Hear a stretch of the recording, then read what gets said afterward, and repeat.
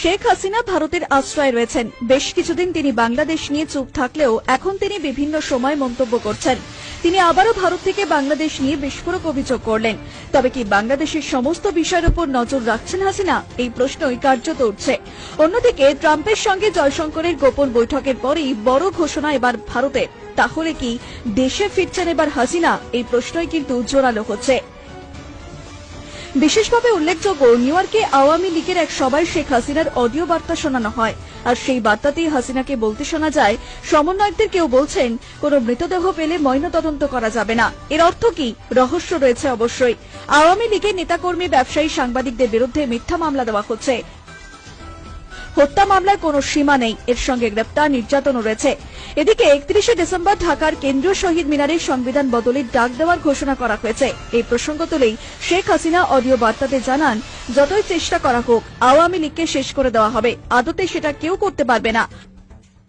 পাশাপাশি যেভাবে দেশের অভ্যন্তরে একের পর এক কাজ হচ্ছে, তার বিচার বাংলাদেশের মধ্যেই হবে। অর্থাৎ বোঝাই যাচ্ছে বাংলাদেশের গতিবিধির ওপর নজর রাখছে শেখ হাসিনা। দেশের অভ্যন্তরে না থাকলেও ভারতে বসে তিনি সমস্ত কিছুর ওপর নজর রাখছেন। এদিকে ডিসেম্বরের শেষের দিকে একের পর এক পট পরিবর্তন হয়। 29শে ডিসেম্বর ইউনুসের প্রেস সচিব বলেন, জুলাই বিপ্লবে ঘোষণাপত্রের সঙ্গে সরকারের কোনো সম্পর্ক নেই। আবারও 30শে ডিসেম্বর তিনি জানান, জুলাই গণ অভ্যুত্থানের ঘোষণাপত্র তৈরি করবে সরকার। শেখ হাসিনার পতন এবং মোহাম্মদ ইউনুসের তদারকি সরকার বাংলাদেশের ক্ষমতায় আসার পর থেকে ভারতের সঙ্গে সম্পর্ক চরম অবনতি হয়েছে বাংলাদেশের। এর কারণ হিসাবে একাধিক বিষয় থাকলেও একটি বিষয় বারবার আলোচনায় আসছিল, তা হল ভারত নাকি বাংলাদেশের আভ্যন্তরীণ বিষয় নাক গলায়। অর্থাৎ ভারত বাংলাদেশের ওপর কর্তৃত্ব ফলাতে চায়।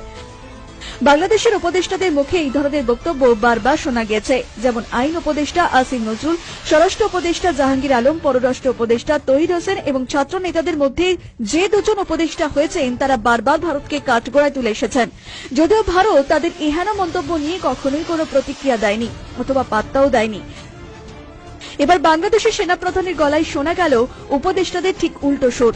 প্রথম আলোকে দেওয়া বছরের প্রথম দিনে এক সাক্ষাৎকারে বাংলাদেশের সেনাপ্রধান জেনারেল ওয়াকারুজ্জামান ভারত সম্পর্কে বলেন, বাংলাদেশের জন্য ভারত একটি গুরুত্বপূর্ণ প্রতিবেশী রাষ্ট্র। বাংলাদেশ অনেক বিষয়েই ভারতের উপর নির্ভরশীল।